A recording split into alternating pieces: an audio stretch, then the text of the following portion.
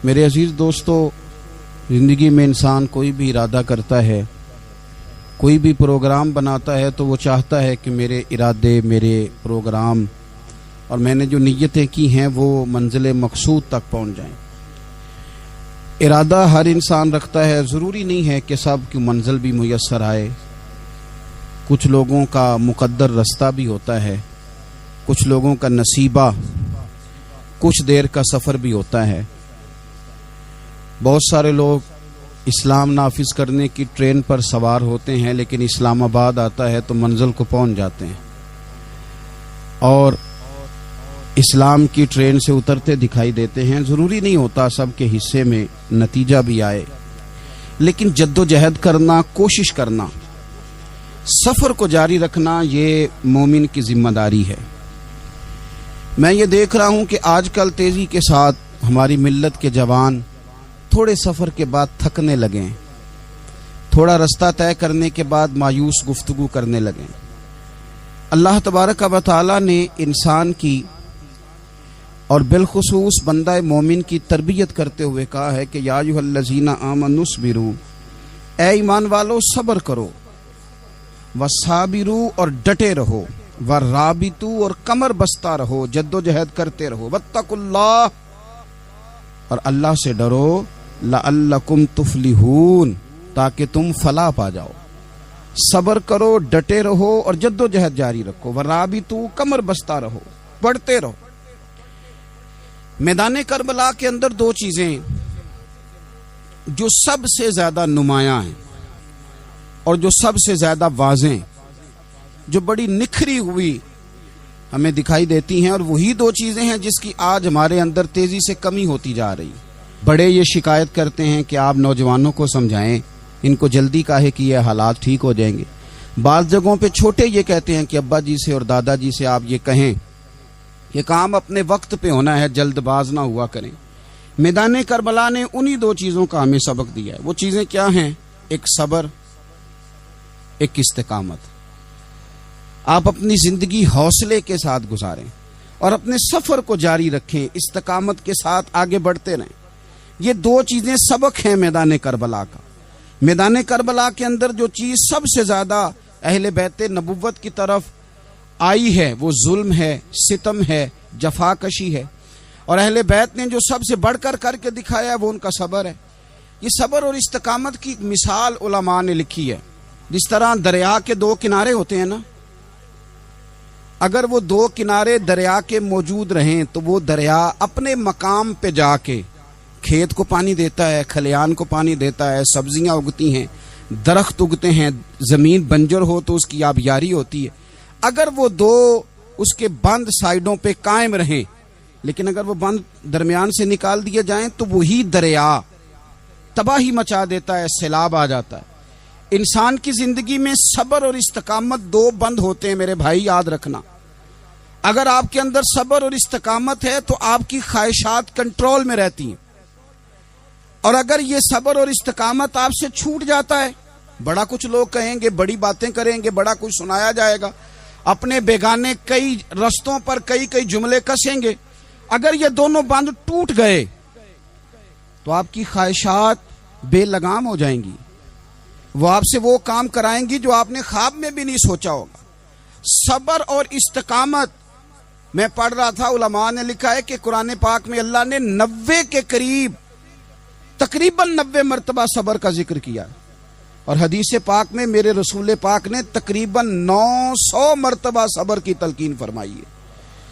قرآن مجید تو کسی بات کو اشارتاً کر دے تو وہ کافی ہے، لیکن جگہ جگہ قرآن مجید نے کہا، جگہ جگہ کہا، یا ایھا الذین آمنوا اصبروا وصابروا ورابطوا، ایمان والو صبر کرو، ڈٹے رہو، کمر بستہ رہو، واتقوا اللہ، اللہ سے ڈرو، لعلکم تفلحون، اس امید پر کہ تم فلاح پا جاؤ۔ اپنی زندگی تھوڑی سی حوصلے والی گزاریں۔ آپ کسی کی محبت میں کوئی جملہ کہے تو اسے بھی ذرا سہنا سیکھیں، اور کسی اپنے کے خلاف جب کوئی بندہ بات کرے تو اسے بھی سہنا سیکھیں۔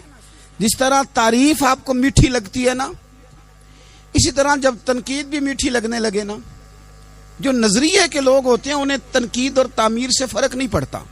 کیونکہ وہ ان کا اپنا ایک ویژن ہوتا ہے، ان کی اپنی ایک سوچ ہوتی ہے، وہ اپنے نظریے پر چل رہے ہوتے ہیں، انہیں زیادہ پریشانی نہیں ہوتی، انہیں دکھ بھی اتنی تکلیف نہیں دیتے، جتنا مزہ سکھ دیتے ہیں اتنا ہی مزہ دکھ دیتے ہیں، کیونکہ ان کا ایک ویژن ہے۔ قرآن مجید کا ایک دوسرا مقام ہے، سورہ لقمان ہے، حضرت لقمان اپنے بیٹے کو نصیحت کرتے ہیں تو کہتے ہیں یا بنیا، اے میرے بیٹے، اقیم الصلاۃ وامر بالمعروف، ایک تو نماز قائم رکھنا اور دوسرا لوگوں کو نیکی کا حکم دینا، ونہا عن المنکر، اور لوگوں کو برائی سے منع کرنا، وَاصْبِرْ عَلَىٰ مَا أَصَابَكَ، اور اس رستے میں جو تجھے تکلیف آئی اس پر صبر کرنا۔ بیٹے کو نصیحت کر رہے ہیں باپ، اور لہجہ دیکھیے کہ یا بنیا، او میرے بیٹے، کیا لہجہ ہے، کیا انداز ہے، او میرے بیٹے۔ ایک تو یہ کرنا، نماز قائم رکھنا، بھلائی کا حکم دینا، برائی سے منع کرنا، اور اس پر جو تجھے مشکل آئے اس پر صبر کرنا۔ اور پھر کیا کہتے ہیں، قرآن مجید کا انداز دیکھیے، فرمایا ان ذالک من عزم الامور، بے شک یہ بڑی ہمت والے کام ہیں، نیکی کا حکم دینا، برائی سے منع کرنا، نماز پڑھنا اور مصیبت پر صبر کرنا، یہ ہمت والے کام ہے پتر، ہمت والے کام ہے، ذرا ڈٹ کے کرنا، بے حوصلہ نہ ہونا۔ ایک بزرگ بیٹھے تھے، اللہ کے نیک بندے بھی تھے اور تجارت بھی کرتے تھے، لاکھوں کا کاروبار تھا، بزرگ بیٹھے ہوئے ہیں تو اچانک خبر ملی کہ حضرت صاحب پڑھا رہے تھے سبق، خبر ملی کہ آپ کا وہ جو ایک جہاز تھا نا مال بردار، وہ جہاز آپ کا ڈوب گیا پانی میں۔ فرمانے لگے الحمدللہ، سبق پڑھاتے رہے، 2-4 گھنٹے گزرے تو ایک بندہ پھر آیا، اس نے آ کے کہا حضور مبارک ہو، وہ جو جہاز ڈوبنے والی خبر تھی وہ غلط تھی، وہ جہاز آپ کا بالکل ٹھیک ٹھاک ہے، لاکھوں روپے بچ گئے۔ فرمانے لگے الحمدللہ، سبق اسی روٹین سے پڑھاتے رہے، پہلی نقصان کی خبر آئی تو پھر بھی الحمدللہ، اور دکھ کی خبر آئی پھر بھی الحمدللہ، سکھ کی آئی تو پھر بھی الحمدللہ، سبق اپنی روٹین سے پڑھاتے رہے، سفر جاری رہا، رکے نہیں۔ اختتام ہوا تو طلباء کہنے لگے حضور اتنے بڑے نقصان کی خبر آئی، جملہ ہی کوئی نہیں ٹوٹا آپ کا، لفظوں کے اندر کہیں ہم نے اتار چڑھاؤ نہیں دیکھا، حضور چہرے پر کوئی پریشانی نہیں، اور پھر اتنی بڑی خبر ملی خوشی کی، کوئی آپ کی آنکھوں میں روشنی نہیں آئی، کوئی ہم نے آپ کا چہرہ بدلتے نہیں دیکھا، معاملہ کیا ہے؟ تو فرمانے لگے معاملہ ایک ہی ہے، دکھ بھی رب کی طرف سے ہے، سکھ بھی رب کی طرف سے ہے، تو دکھ قبول محمد بخشا راضی رہن پیارے، اگر سارا کچھ اسی کی جانب سے ہے تو یہ تو کوئی بات نہ ہوئی کہ دکھ آنے پہ بندہ کہے ہو یہ کیا بن گیا، سکھ آئے تو بندہ کہ دیکھا میں نے محنت کی تھی تو کامیاب ہو گیا۔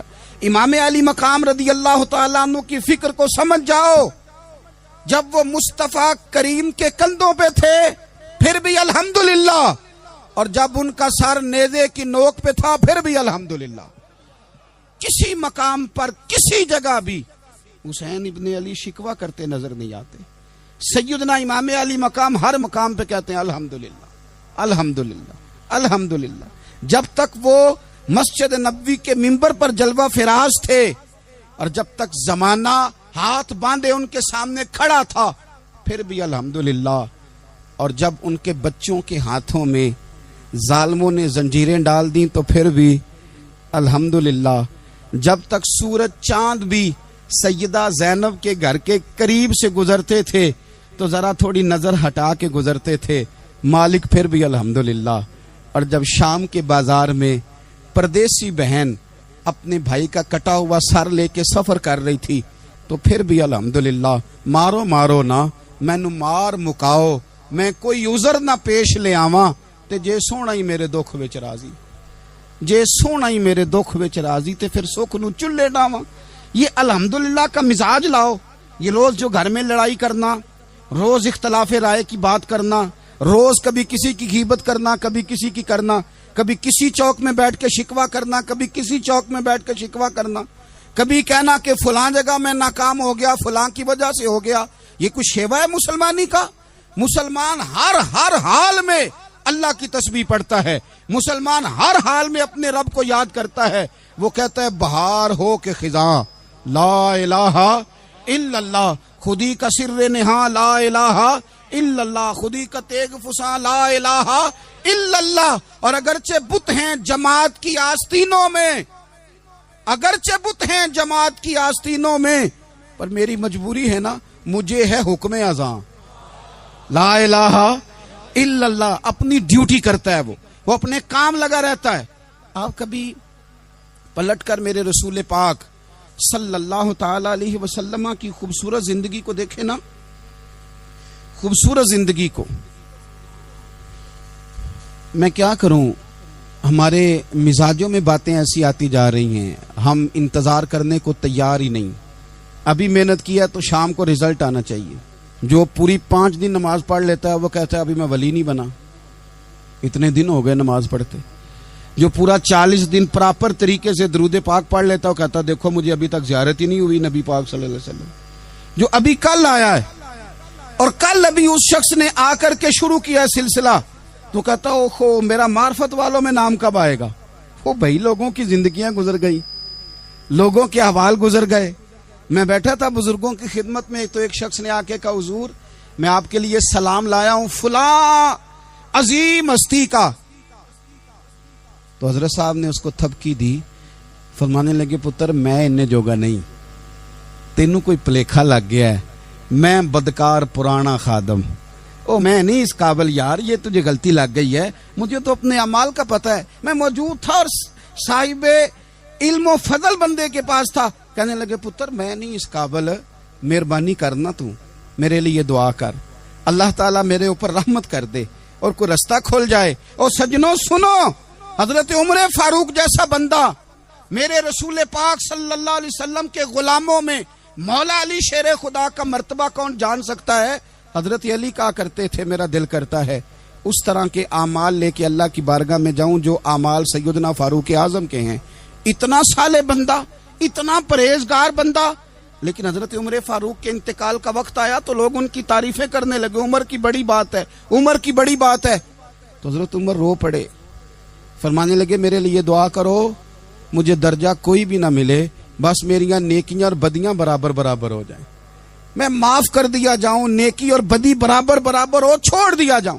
درجوں کا تو معاملہ بڑا آگے کا ہے، اتنی جلدی، اتنی سپیڈ، اتنی ہمیں جلد فٹافٹ ہو جائے، سویرے ہو جائے۔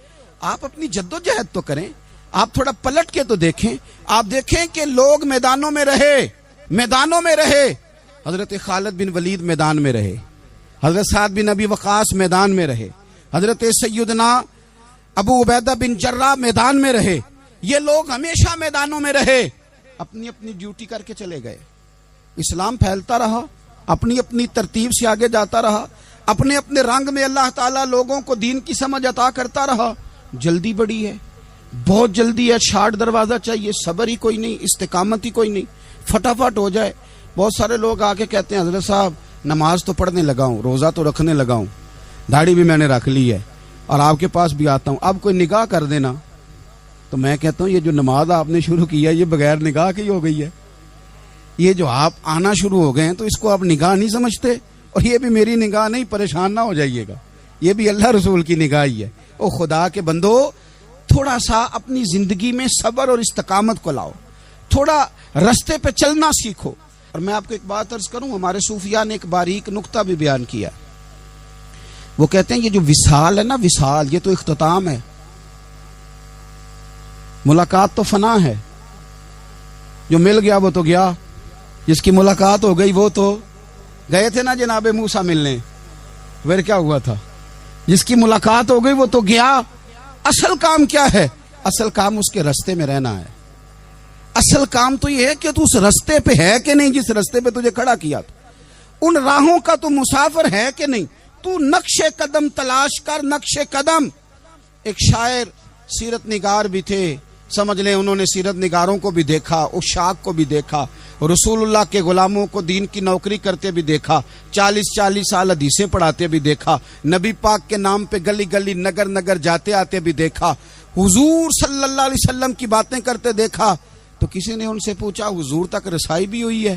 تو وہ سرکار کی بارگاہ میں مخاطب ہو کے کہنے لگے تیری معراج کہ تو جانے کہاں تک پہنچا، یا رسول اللہ معراج کی رات آپ کہاں تک گئے کوئی پتہ نہیں، کہنے لگے وہ تیری معراج کہ تو جانے کہاں تک پہنچا، اور میری معراج کہ میں تیرے خاک قدم تک پہنچا۔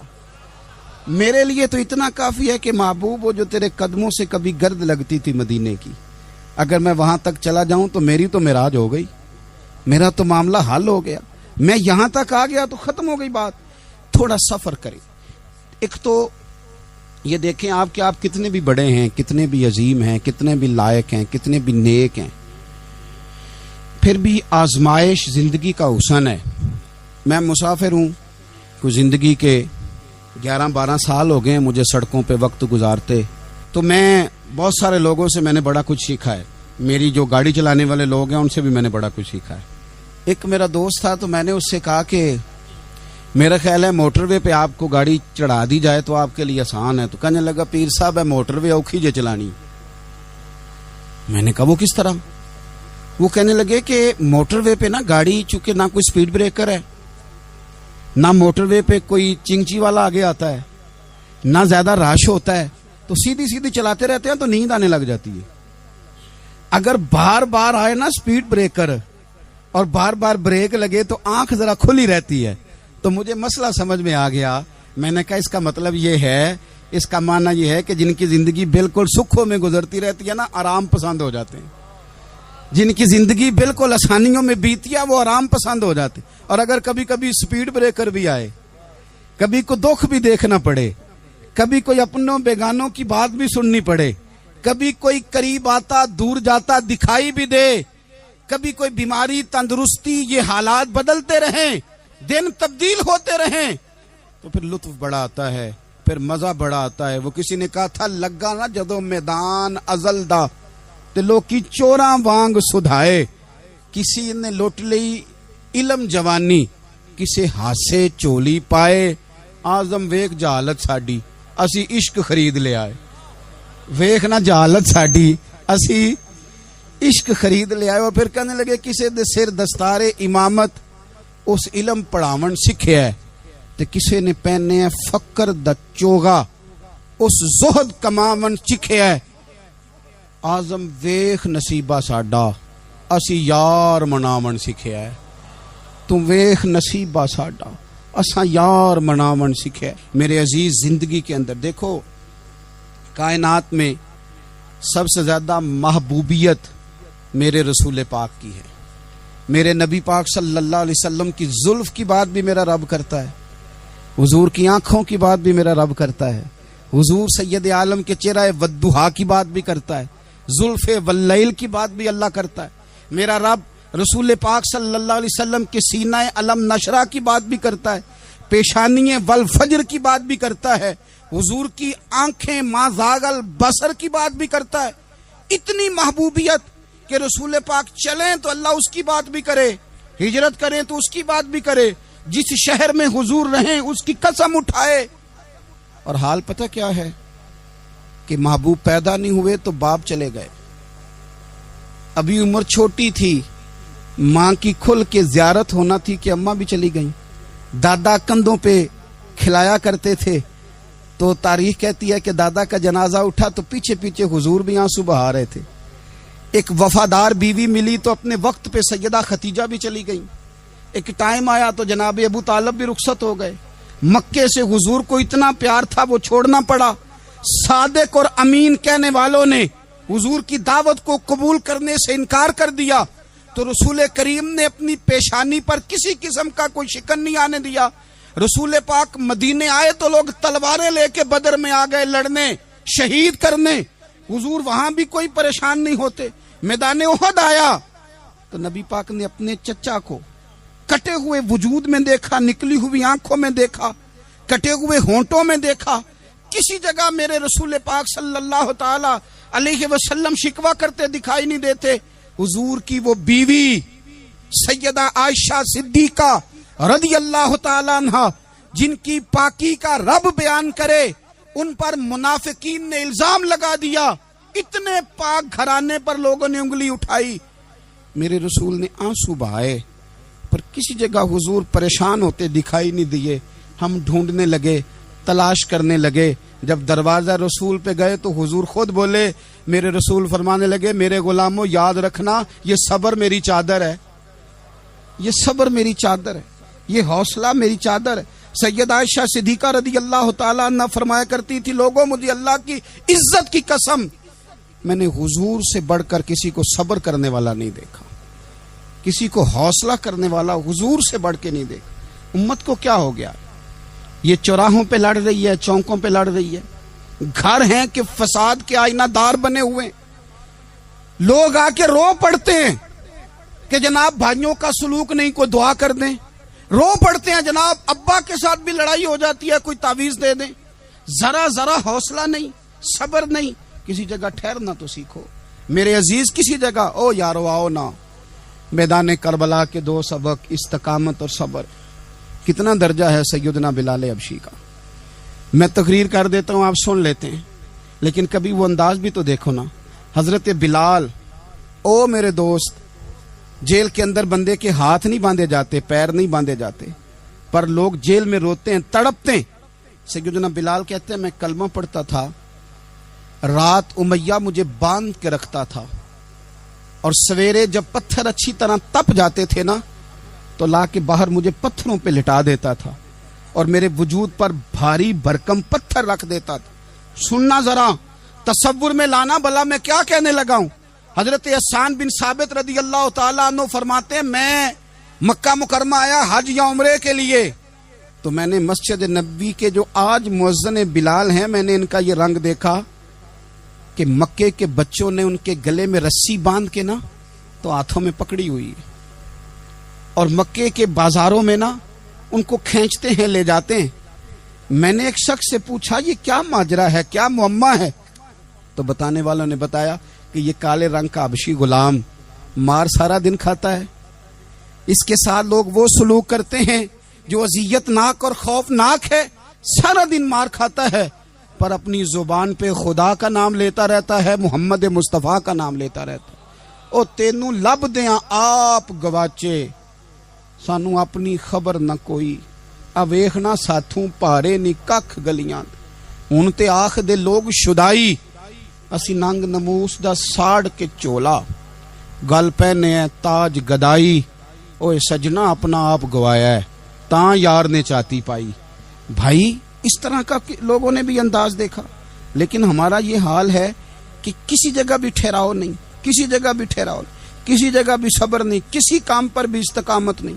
ہماری دوستیاں روز ٹوٹتی ہیں، تعلقات روز کمزور پڑتے ہیں، ہم بڑے جوش کے ساتھ آگے بڑھتے ہیں اور بڑے بڑے اعلانیہ وعدے کرتے ہیں۔ کون سی چیز ہے جو ہمیں کمزور کر دیتی ہے؟ سوائے اس کے کہ ہمارا نفس کمزور ہے، سوائے اس کے کہ ہمارا نظریہ کمزور ہے، سوائے اس کے کہ ہمارے اندر وہ طاقت نہیں جو ہمیں استقامت پہ لا کے کھڑا کرے، جو ہمارے اندر حوصلہ پیدا کرے۔ یاد رکھنا میدان کربلا کے اندر حضرت سیدنا امام حسین رضی اللہ تعالیٰ عنہ کا جو حوصلہ تھا وہ اتنا مثالی تھا، اتنا مثالی تھا، اتنا مثالی تھا۔ ایک جنازہ گھر میں اٹھ جائے نا، اور خدا معاف کرے وہ کسی جوان کا ہو، تو بوڑھے کی کمر کئی روز کھڑی نہیں ہوتی۔ لیکن کربلا کے اس شاہ سوار کی کہانی بھی سننا میرے بھائی، جو اپنے کندھے پہ صبح سے لاشیں اٹھا کے لا رہے ہیں، صبح سے امام علی مقام لاشیں اٹھا کے لاتے ہیں۔ حضرت قاسم بن حسن کا لاشا اٹھا کے لا کے رکھا، حضرت علی اکبر شہید ہو گئے، آواز دی ابا جی سنبھالنا، تو لاش مبارک اٹھا کے رکھی، جناب علی اصغر کی لاش اٹھا کے رکھی۔ بھائی بڑے پیارے ہوتے ہیں، بڑے ہی پیارے ہوتے ہیں، نہ مانے ہم اپنی اولادوں کے سامنے، پر بڑے پیارے ہوتے ہیں، جتنا مرضی شکوا کریں۔ بھائی پائیاں دیاں باواں ہوندے تے بھائی پائیاں دے ویری، بڑے پیارے ہوتے ہیں، کیا کریں بھائی جو ہوئے نہیں ان کی تکلیف سہی جاتی۔ حضرت عباس رضی اللہ تعالیٰ عنہ کو جب امام علی مقام اٹھا کے لا رہے تھے تو ایک منٹ کے لیے رکے اور کہنے لگے اللہ اب میری کمر کمزور پڑ گئی ہے، میرا بھائی چلا گیا تو پیچھے سے نا کچھ کمزور پڑ گئی ہے۔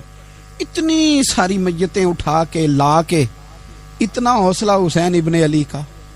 پھر جا کے امام علی مقام گرم ریت سے تیمم کرتے ہیں، پھر وہ گھوڑے پہ بیٹھتے ہیں، پھر وہ رجز پڑھتے ہیں، پھر وہ خطبہ دیتے ہیں، پھر وہ حق کا اعلان کرتے ہیں، پھر وہ ظلم کو للکارتے ہیں، پھر وہ 56 سال کے بڑھاپے میں جب میدان میں گھوڑے کو ایڑی لگا کے آتے ہیں اور اس طرح کاٹتے ہیں یزیدیوں کی کمر کو، گلوں کو، کہ عمر بن سعد کہتا ہے اکیلے اکیلے نہ جاؤ، یہ کوئی معمولی ہے، یہ علی حیدر کا لال ہے، اکیلے اکیلے جاؤ گے تو لشکر کاٹ دے گا، یک بارگی حملہ کرو، یک بارگی، پھر ہو سکتا ہے حسین تمہارے قابو آئے۔ امام علی مقام میدان کربلا میں جب تیر کھا رہے تھے تو تجھے حوصلہ سکھا رہے تھے، مجھے حوصلہ سکھا رہے تھے۔ جب وہ میدان کربلا میں نیزے کھا رہے تھے، زخم لے رہے تھے تو ڈٹنا سکھا رہے تھے، حوصلہ کرنا سکھا رہے تھے۔ بات بات پہ کمزور پڑنے والوں، ملت کے جوانوں، ابھی تو تم نے بہت سارے اجالے لانے ہیں، ابھی تو کئی اندھیروں سے لڑنا ہے، ابھی تو کئی شمع جلانی ہے، ابھی تو بہت سارے گھر ہیں جو منتظر ہیں کہ تم انقلاب لاؤ گے، ابھی تو بہت ساری آبادیاں ہیں جہاں تم نے امن قائم کرنا ہے، ابھی تو بہت سارے شہر ہیں جہاں سے تم نے ظلم مٹانا ہے، ابھی تو بہت ساری جگہ ہیں جہاں تمہارے نام کے دیپ جلیں گے، جہاں تم جا کے اسلام کے نام کی تختی لگاؤ گے، ابھی تو بہت سارے مینارے ہیں جن پہ تم نے لا الہ الا اللہ محمد الرسول اللہ کے نام کا جھنڈا لگانا ہے، ابھی تو آگے بڑھنا ہے، ابھی تو بہت سارا کام کرنا باقی۔ اقبال کہنے لگے کہ وقت رخصت ہے کہاں، کام ابھی باقی ہے، اور لوگوں نور توحید کا اتمام ابھی باقی ہے۔ اور ایک شاعر اور بولے، وہ کہنے لگے مسلمانوں نہ گھبراؤ، خدا کی شان باقی ہے، ابھی اسلام زندہ ہے، ابھی قرآن باقی ہے۔ کافر کیا سمجھتے ہیں جو ہم سے روز الجھتے ہیں، ابھی تو کربلا کا آخری میدان باقی ہے، ابھی تو بڑھنا ہے، آگے سفر کرنا ہے۔ کمزور نہ پڑیں، اپنی زندگی کے اندر کسی جگہ بھی بیماری بھی آ جاتی ہے، تکلیف بھی آ جاتی ہے، آزمائشیں بھی آ جاتی، غریبی بھی آ جاتی، یہ آنے والی چیزیں ہیں تو آ جاتی۔ اپنی زندگی میں صرف 2 4 5 چیزوں کو لاگو کر لیں۔ ایک تو مخلص زندگی گزاریں، ریاکار زندگی نہ گزاریں۔ جو لوگ ریاکار ہوتے ہیں وہ بزدل ہوتے ہیں، جو ریاکار ہوتے ہیں وہ دکاندار ہوتے ہیں، جو ریاکار ہوتے ہیں وہ اداکار ہوتے ہیں، جو ریاکار ہوتے ہیں ان کے پاس ایک کریکٹر رہ جاتا ہے، اندر ان کے کچھ بھی نہیں ہوتا، خالی ہو جاتا ہے سارا۔ زندگی میں مخلص بنیں گے تو دلیر ہو جائیں گے، اخلاص کے ساتھ آپ زندگی میں سفر کریں، آپ مخلص ہو جائیں۔ میرے رسول پاک صلی اللہ علیہ وسلم نے فرمایا مخلص ہو جاؤ، اللہ کی رضا والے ہو جاؤ، مخلص ہو جاؤ، تمہارا تھوڑا عمل بھی تمہارے لیے زیادہ ہو جائے گا، تمہیں کفایت کر جائے گا تھوڑا عمل۔ اللہ کے علاوہ کسی سے ڈرنا چھوڑ دیں، غیر کا خوف دل سے نکال دیں، خوف نکال دیں، اپنی زندگی میں غیر کا خوف نکال دیں، نکال پھینکیں آپ امیروں کا خوف، نکال پھینکیں دنیا کیا کہے گی۔ یاد رکھنا عزتیں بھی رب دیتا ہے، ذلتیں بھی اس کی مشیت کا تقاضا ہوتی ہیں، رزق کا مالک بھی اللہ ہے۔ حضرت مولا علی سے کسی نے کہا کہ آپ اپنے ساتھ حارس کیوں نہیں رکھتے، گن مین کیوں نہیں رکھتے، باڈی گارڈ کیوں نہیں رکھتے؟ تو حضرت علی فرمانے لگے موت سب سے بڑی محافظ ہے، وقت سے پہلے آتی نہیں، آ سکتی نہیں۔ آپ غیر کا خوف نکال باہر پھینکیں۔ ایک جملہ میدان کربلا میں امام حسین نے کہا تھا، ایک جملہ، اور وہ جملہ اتنا طاقتور ہے کہ اگر سونے کے پانی سے لکھا جائے، ہیروں سے تولا جائے تو یہ ساری چیزیں کمزور پڑ جائیں۔ امام علی مقام میدان کربلا میں جب گھوڑے پہ سوار ہوئے، اللہ اکبر کہہ کے میدان میں آئے، اور آپ نے یزیدیوں سے کہا کہ تم ظالم ہو، جابر ہو، فاسق ہو، اطاعت تمہاری نہیں قبول کی جائے گی، اب بتاؤ لڑنا ہے کہ کیا کرنا ہے۔ جب وہ لڑنے کے لیے میدان میں آئے تو امام نے ایک جملہ کہا، فرمانے لگے لوگوں گواہ رہنا، آج میں نے عزتیں خرید لی ہیں اور ذلتیں دور کر دی ہیں۔ عزت ہے ہمارے پاس، عزت، ذلت دور ہو گئی۔ اگر اس کے ظلم سے چھپ کے بیٹھ جاتے، اگر ان تلواروں کے سامنے کمزور پڑ جاتے، اگر اس بڑے لشکر کو پیٹھ دکھا دیتے تو یہ عزت والا معاملہ لوگوں ہم نے عزتوں کا سودا کیا، ہم نے ذلتیں بھگا دی، ہم نے وہی سودا کیا جو ہمارے اجداد کا طریقہ تھا، جو ہمارے اسلاف کا طریقہ تھا، جو طریقہ ہم نے علی المرتضیٰ سے سیکھا تھا اور نبی مصطفیٰ سے سیکھا تھا، وہ طریقہ ہم نے کر دکھایا۔ اللہ کے غیر کا خوف نکال پھینکے زندگی۔ اور تیسری بات، ہدف مقرر کریں، ہدف مقرر کریں۔ آپ کیا ہیں؟ آپ دین کے دائی ہیں، آپ دین کے مبلغ ہیں، آپ دین کو مالی سپورٹ کرنے والے ہیں، آپ اخلاقی سپورٹ کرنے والے ہیں، آپ ایک تاجر ہیں، آپ کس طرح کر کے میدان میں ہیں، آپ ایک ویلفیئر شخصیت ہیں، لوگوں کا بھلا کرنے والے، آپ کیا ہیں؟ اپنی زندگی میں اپنے اہداف مقرر کریں، بے معنی بے مقصد زندگی نہ. ہم نے ہدف بڑا چھوٹا مقرر کیا. ایک بندے کا ہدف ہے کہ میں نے کروڑ پتی بننا ہے، بن گیا وہ کروڑ پتی، اب کیا کرے؟ اب وہ ٹینشن میں ہے کیا کروں. ہدف چھوٹا تھا نا، وہ پورا ہو گیا. ایک بندے کا ہدف تھا میں نے بڑی دکان خریدنی ہے، خرید لی، اب کیا کرے؟ اب ٹینشن میں آگے کدھر جائے. ایک بندے کا ہدف تھا میں نے وزیر بننا، بن گیا. یہ چھوٹا ہدف ہے، یہ ہدف کبھی بھی آپ قبول نہ کریں. ایک ہدف وہ تھا جو یزید نے اختیار کیا کہ مجھے حکومت پہ بیٹھنا ہے. ایک ہدف وہ تھا جو عبید اللہ ابن زیاد کا تھا کہ مجھے گورنر بننا ہے. ایک ہدف وہ تھا جو عمر بن سعد کا تھا کہ مجھے رے کی حکومت لینی ہے. یہ ان لوگوں کے ہدف تھے. اور ایک ہدف حسین ابن علی کا تھا، امام علی مقام کا تھا کہ مجھے جبر کے سامنے ڈٹنا ہے، ظلم کے سامنے ڈٹنا ہے. امام علی مقام کا خون تو بہہ گیا، کربلا کی زمین تو رنگین ہو گئی، نہ عبید اللہ ابن زیاد کی گورنری بچی، نہ شمر کو حکومت ملی، نہ یزید کچھ کما سکا، نہ زیاد کا وہ ظلم رہا، نہ یزید کی وہ جفا رہی. جو رہا تو نام حسین کا، جو رہا تو نام حسین کا، جسے زندہ رکھتی ہے کربلا. جو رہا تو نام حسین کا. چھوٹے اہداف نہ مقرر کرو.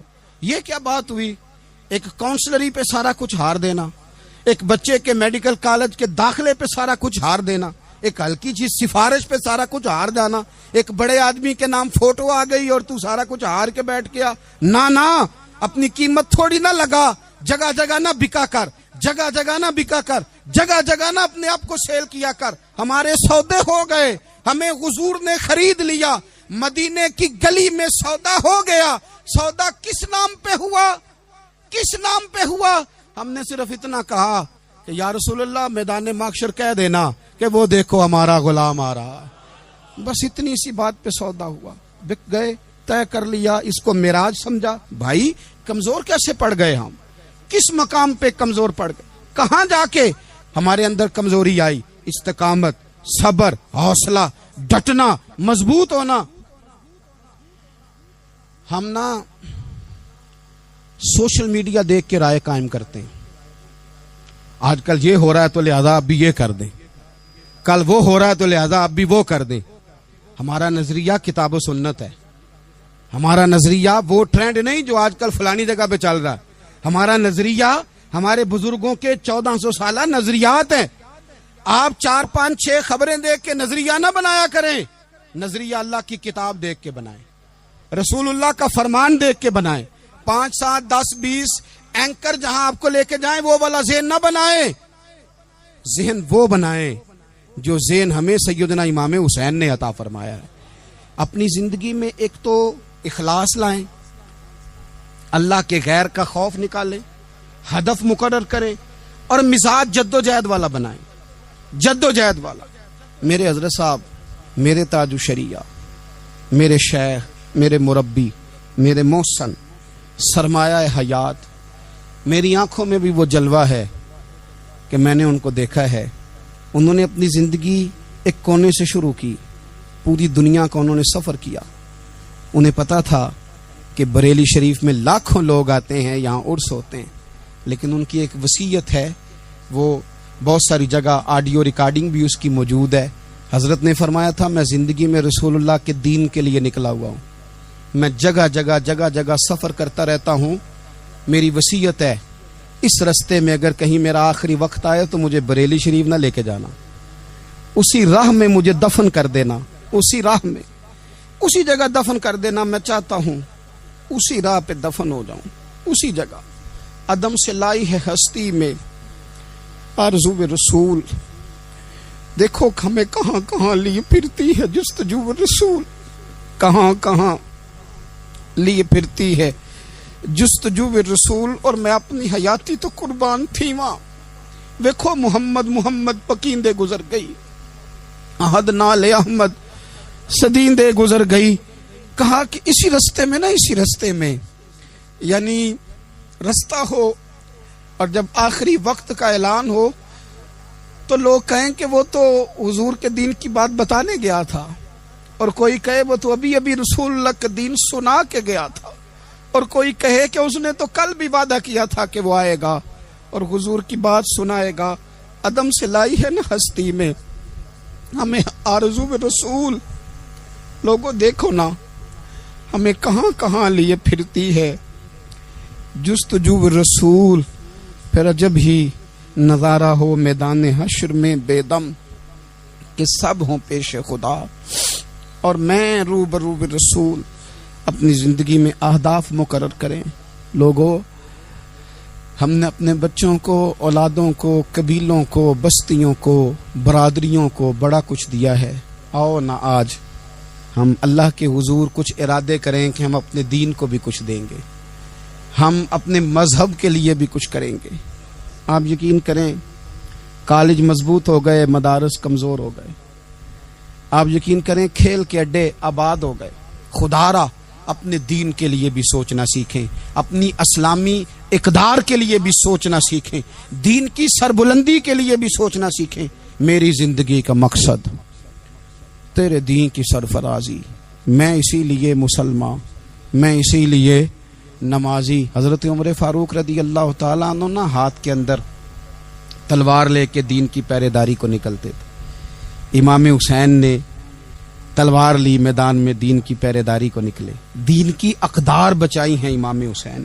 کسی شاعر نے کہا تھا دین نبی دا وانگ یتیماں رووے تے کرلاوے، آکھے او لوکو میں کتھوں لباں عمر بہادر جیڑا مینوں سینے لاوے۔ امام حسین نے اقدار بچائے دین کے۔ فرمایا فاسق، فاجر، ظالم، شرابی یہ مسلمانوں کے حکمران ہو سکتے؟ تو جو اقدار امام علی مقام بچانے نکلے ساری اولاد سمیت، ان کو بچانے کے لیے میں اور آپ کیا اقدامات کر رہے ہیں؟ ہم کیا کر رہے ہیں؟ ہمارے ملک کے اندر آہستہ آہستہ آپ غور کر لیں زنا بالجبر کہاں چلا گیا، معاذ اللہ عام زنا کے حالات کتنے خوفناک ہیں، زیادتیوں کی شرح کتنی بڑھ گئی ہے۔